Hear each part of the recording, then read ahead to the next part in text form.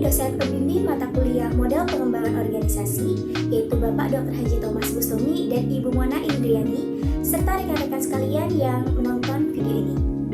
Kami dari kelompok 8 kelas B yang beranggotakan saya sendiri, Traita Sabrina, Windy Pratiwi, Yusuf Dwi Satria, dan Muhammad Gustavo akan menyampaikan hasil kerja kelompok kami mengenai analisis pengembangan organisasi pelayanan publik berdasarkan model Teaching Technical Political Cultural atau TPC framework melalui proses diagnosa dan intervensi. Pertama-tama rekan saya Windy akan memaparkan latar belakang dari penelitian ini. Di sini saya akan menjelaskan mengenai latar belakang dari penelitian ini.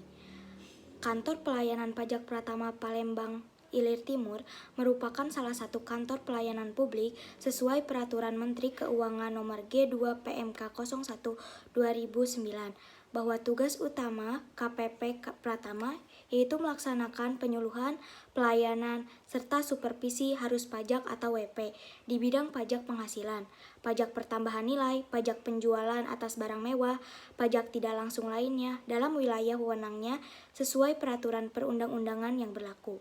Atas dasar tugas pokok tadi, dapat dikatakan bahwa KPP Pratama mempunyai tugas yang sangat penting karena berkaitan langsung dengan kegiatan pendapatan negara yang menjadi kapital primer pada pelaksanaan pembangunan. Namun, berdasarkan data dan informasi menunjukkan bahwa KPP Pratama Palembang Ilir Timur belum dapat mengoptimalkan penerimaan pajak. Contohnya seperti dugaan atas pelayanan terhadap wajib pajak yang kurang baik atau prosedur pembayaran pajak yang masih berbelit-belit memakan saat yang usang lambang. Pelayanan yang tidak ramah, budaya organisasi yang tidak baik, tidak efektif, dan lain-lain. Atas dasar penjelasan di atas, maka tujuan dari penelitian ini adalah untuk mengetahui dan menganalisis faktor-faktor yang sebagai kendala pada pelayanan pajak melalui proses diagnosa intervensi serta pengembangan organisasi pada KPP Pratama Palembang Ilir Timur sesuai dengan Teaching Technical Political Cultural atau TVC framework. Di sini juga saya akan membahas mengenai landasan teori dari penelitian ini. Yang pertama ada pelayanan publik. Undang-Undang Nomor 25 Tahun 2009 menyebutkan bahwa ada 3 jenis pelayanan publik, yaitu pelayanan barang, jasa, dan pelayanan administratif. Ketiga jenis pelayanan ini telah diimplementasikan oleh pemerintah, terutama oleh pemerintah daerah atau provinsi, kabupaten, dan kota. Ketiga jenis pelayanan tersebut yang paling banyak menjadi keluhan masyarakat adalah pelayanan administratif seperti pembuatan IMB, IKTP, surat-surat perizinan, dan lain-lain. Di sini juga dijelaskan adanya pengembangan organisasi. Menurut Cumming and Worley 2014, pengembangan organisasi adalah sebuah sistem aplikasi luas dan transfer pengetahuan ilmu perilaku ke rencana pengembangan, peningkatan dan penguatan strategi, struktur, dan proses yang mengarah pada efektivitas organisasi. Definisi ini secara jelas menekankan bahwa tujuan akhir dari pengembangan organisasi adalah terwujudnya efektivitas organisasi. Di sini juga ada penjelasan mengenai pengertian TICIS. TICIS 1983 menyatakan bahwa kerangka TVC atau Technical Political Cultural adalah model lain yang berguna untuk mempertimbangkan dalam hal merekomendasikan intervensi pengembangan organisasi atau ODI. Model TVC ini menguraikan bagaimana strategi perubahan itu melibatkan pembuatan keputusan teknik politik dan budaya tentang keadaan organisasi yang baru. TICIS TVC Framework merupakan model yang secara spesifik bertujuan untuk memodelkan dinamika hubungan di antara permasalahan teknik, politik, dan budaya serta memodelkan hubungan di antara elemen-elemen organisasi dalam menyelesaikan dinamika dari permasalahan teknik, politik, dan budaya tersebut, yang tentunya dapat berguna bagi suatu pengembangan organisasi.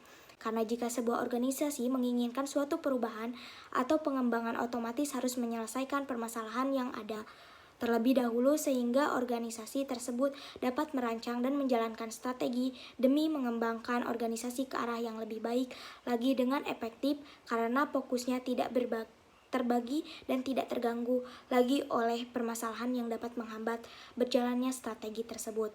Untuk penjelasan lebih lanjut mengenai TICIS ini akan dijelaskan oleh rekan saya Trenita. Selanjutnya, model TICIS telah menyajikan 3 tatanan dasar alat manajerial untuk menyelaraskan sistem teknik, politik, dan budaya dalam organisasi. Model ini mencakup yang pertama, misi dan strategi organisasi, yang kedua, struktur organisasi, dan yang ketiga, prosedur manajemen sumber daya manusia. Selanjutnya, ada overlay TPC. Overlay TPC menimbulkan 4 pertanyaan yang sangat penting untuk diagnosis organisasi. Pertanyaan-pertanyaan ini membahas dinamika teknis, politik, dan budaya dalam sebuah organisasi. Pertanyaan-pertanyaan tersebut yaitu yang pertama, seberapa baik bagian-bagian dari organisasi selaras satu sama lain untuk memecahkan masalah teknis organisasi? Yang kedua, seberapa baik bagian-bagian dari organisasi selaras satu sama lain untuk memecahkan masalah politik organisasi? Yang ketiga, seberapa baik bagian-bagian dari organisasi selaras satu sama lain untuk memecahkan masalah budaya organisasi? Dan yang keempat, seberapa selaras 3 subsistem organisasi itu teknis, politik, dan budayanya?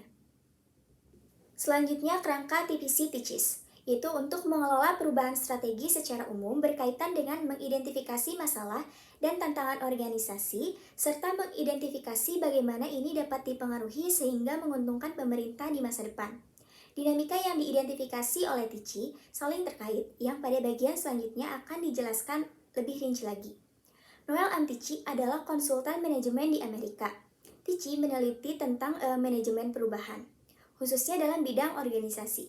Beliau memaparkan 3 sistem, yaitu teknis, politik, dan budaya, yang dianggap paling dominan, namun cukup berbeda dari model yang lainnya. 3 sistem dasar penting untuk memahami perubahan organisasi adalah: yang pertama, teknis, didasarkan pada data ilmiah yang memiliki perspektif yang sangat rasional. Yang kedua, politik, mewakili dinamika kekuasaan. Yang ketiga, budaya, memberikan nilai dan norma atau skema kognitif. Sudut pandang teknis adalah sudut pandang yang rasional dan dapat dibuktikan secara empiris, serta berdasarkan metode ilmiah. Sudut pandang politik memiliki kepercayaan bahwa organisasi yang memiliki kelompok dominan dan tawar-menawar adalah hal utama untuk perubahan. Sedangkan sudut pandang budaya adalah sudut pandang yang mempercayai bahwa berbagai simbol, nilai, dan moral yang akan mengikat orang terhadap budaya organisasi. Di sini akan menjelaskan tentang metodologi penelitian. Populasi dalam penelitian ini adalah seluruh ASN KPP pertama Palembang Ilir Timur yang berjumlah 126 orang. Karena karakteristik responden relatif homogen, maka sampel diambil secara acak sebanyak 16% dari jumlah yang ada. Sebanyak 20 orang data primer didapat dengan dibagikan kuesioner ke 20 orang responden dari ASN di lingkungan KPP pertama Palembang Ilir Timur. Data sekunder didapat dari dokumen resmi yang relevan dengan tema penelitian. Dilakukan melalui model TPC framework. Terdiri dari 3 variabel, yaitu teknis, politik, dan budaya. Lalu dikembangkan jadi beberapa variabel, yaitu tujuan organisasi, struktur organisasi, tata hubungan, sistem penghargaan, kepemimpinan, dan kinerja. Terdiri dari 10 data dan 5 kategori, yaitu sangat setuju, setuju, ragu-ragu, tidak setuju, dan sangat tidak setuju. Interval tertinggi 5 dan terendah 1. Hasilnya dijumlahkan, lalu dicari nilai ratanya, dan seterusnya. Alat ukur yang digunakan untuk mendiagnosa melalui metode kelas internal dengan perhitungan sebagai berikut ini. Interval sama dengan 0,80, nilai tertinggi 5. Berdasarkan perhitungan jawaban, responden disusun berdasarkan kelas interval sebagai berikut ini. Tabel 1, klasifikasi interval. Ada interval yang pertama 4,24 sampai 5,04, 3,42 sampai 4,23, 2,62 sampai 3,42, 1,81 sampai 2,61. Terus selanjutnya ada klasifikasinya. Yang pertama sangat setuju, kedua setuju, ketiga ragu-ragu, keempat tidak setuju. Pembahasan hasil diagnosa dengan membandingkan hasil parsial maupun simultan dari rata keseluruhan. Tabel hasil diagnosa organisasi KPP Pratama Palembang Ilir Timur.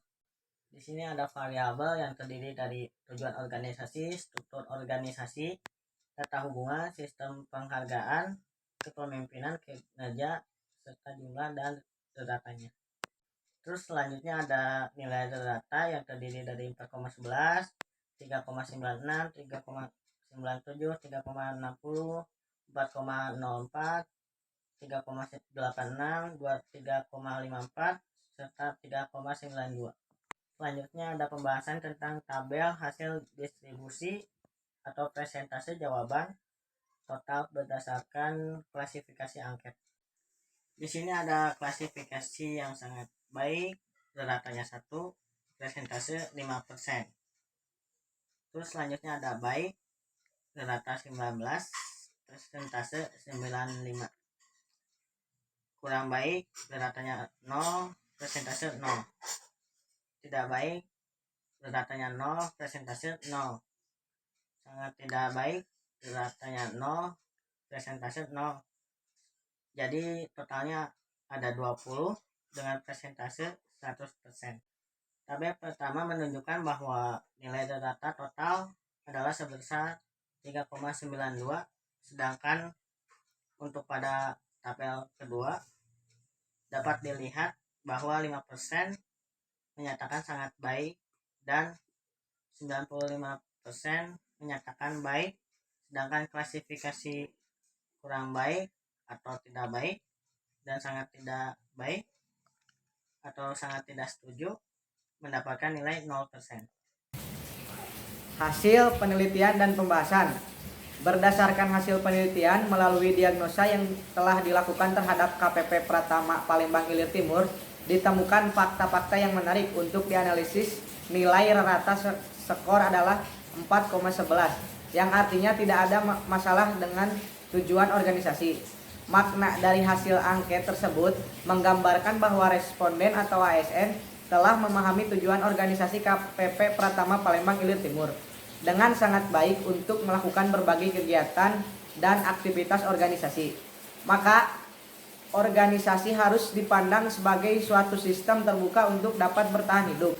Hasil penelitian tersebut diperkuat dengan hasil penelitian Hardiansyah dan Firmansyah yang menyatakan bahwa variabel tujuan tata hubungan dan kepemimpinan pada organisasi KP2KP Indralaya memperoleh klasifikasi sangat baik. Nilai rata skor adalah 3,96, yang berarti struktur organisasi KPP Pratama Palembang Ilir Timur juga dinyatakan tidak bermasalah atau baik. Keban 2004 mengemukakan bahwa struktur organisasi berkaitan dengan siapa yang harus mengerjakan apa sesuai dengan kesepakatan atau keputusan aspek utama. Yang harus diatur adalah pembagian unit kerja, termasuk tugas, fungsi, dan tanggung jawab dalam bekerja, baik secara vertikal maupun horizontal. Seiring dengan hal tersebut, apabila dibandingkan dengan struktur organisasi KPP Pratama Palembang Ilir Timur, maka struktur organisasi yang ada relatif lebih ramping, oleh karenanya lebih leluasa melakukan pelayanan. Nilai skor tersebut menyatakan bahwa tidak bermasalah. Penghargaan yang terjadi pada KPP Pratama Palembang Ilir Timur, sebagian menyatakan bahwa sistem penghargaan yang baik adalah sistem yang mampu menjamin kepuasan para anggota organisasi, sehingga mereka mempunyai sikap dan perilaku positif, serta bekerja secara produktif untuk kepentingan organisasi secara keseluruhan. Hasil angket variabel kepemimpinan, terdapat 5% responden yang menyatakan sangat tidak bermasalah 95%, tidak bermasalah 0,%, yang memilih agak bermasalah, serta sangat bermasalah Nilai rata skor adalah 4,04 yang berarti tidak bermasalah dengan kepemimpinan. KPP Pratama Palembang Ilir Timur dipimpin oleh Kepala Kantor setingkat eselon 3 yang dapat mengayomi, memberikan semangat, motivasi, teladan yang baik kepada karyawannya. Kepemimpinan yang baik adalah pemimpin yang dapat menciptakan lingkungan yang kondusif dalam berbagai aktivitas organisasi dan mampu menjadi anggota atau bawahannya bersemangat untuk melakukan berbagai pekerjaannya. Von et al. Menunjukkan bahwa gaya kepemimpinan transformasional memiliki hubungan yang lebih kuat dengan kepuasan kerja nilai. Rata skor adalah 3,86 yang berarti tidak bermasalah dengan kinerja di KPP Pratama Palembang Ilir Timur. Karena suasana kepemimpinan yang baik di atas, maka berdampak pula pada mekanisme tata kerja. Berdasarkan hasil tersebut, dari 6 variabel yang ada, semua variabel yaitu tujuan organisasi, struktur organisasi, tata hubungan, sistem penghargaan, kepemimpinan, dan kinerja yang mendapatkan skor dengan internal yang termasuk dalam klasifikasi baik atau tidak bermasalah. Dari tabel kedua, secara keseluruhan, variabel dapat dilihat bahwa 5% responden menyatakan sangat baik, 95% responden menyatakan baik, dan tidak ada respon yang menyatakan kurang baik atau ragu-ragu, tidak baik, dan sangat tidak baik atau sangat tidak setuju. Pembinaan organisasi melalui intervensi akan selalu dikaitkan dengan kegiatan dan usaha diagnosa bagi organisasi yang bersangkutan. Oleh sebab itu, maka diagnosa merupakan bagian yang amat urgen dan dominan dalam usaha pembinaan dan pengembangan organisasi. Organisasi merupakan suatu sistem yang dinamis dan terus mengalami proses perubahan. Sebagai sistem yang berproses, maka organisasi memiliki peluang untuk melakukan perubahan atas masukan ataupun pengaruh dari lingkungan sekitarnya. Para pengguna itu nantinya akan memberikan umpan balik yang dapat berperan sebagai masukan dalam proses selanjutnya. Perubahan eksternal meliputi perubahan teknologi dan informasi, kompetensi, ekonomi, global, dan masyarakat yang kritis. Agar proses pembinaan dan pengembangan organisasi dapat berjalan dengan baik dan sistematik, maka langkah awal melalui diagnosa terlebih dahulu agar semua gejala-gejala yang baik atau yang buruk dapat diketahui sendiri mungkin pada organisasi tersebut. Kesimpulan yang dapat ditarik dari penjelasan-penjelasan sebelumnya yaitu TICIS menyatakan bahwa kerangka TPC adalah model lain yang berguna untuk mempertimbangkan dalam hal merekomendasikan intervensi pengembangan organisasi. Model TPC ini menguraikan bagaimana strategi perubahan itu melibatkan pembuatan keputusan teknik, politik, dan budaya tentang keadaan organisasi yang baru.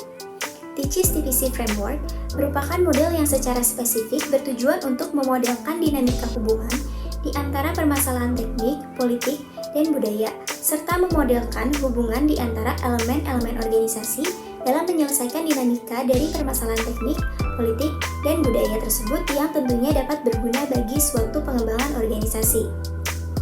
Berdasarkan hasil penelitian yang sudah dipaparkan sebelumnya, dari 6 variabel yang ada, semua variabel yaitu tujuan organisasi, struktur organisasi, tata hubungan, sistem penghargaan, kepemimpinan, dan kinerja mendapatkan skor dengan interval yang termasuk dalam klasifikasi baik atau tidak bermasalah. Artinya, menurut penelitian yang dilakukan dengan model TPC ini, yang diterapkan dalam menganalisa pengembangan organisasi pelayanan publik dengan output adanya diagnosa permasalahan dan intervensi untuk menyelesaikan permasalahannya, dapat disimpulkan bahwa secara umum organisasi KPP Pratama Palembang Ilir Timur tidak bermasalah dan tidak membutuhkan perubahan yang signifikan. Karena secara umum, seluruh responden menyatakan bahwa organisasi KPP Pratama Palembang Ilir Timur adalah baik atau seluruhnya menyatakan setuju. Sekian yang dapat kelompok kami sampaikan. Mohon maaf apabila ada kesalahan dalam penyampaiannya. Terima kasih atas perhatiannya. Wassalamualaikum warahmatullahi wabarakatuh.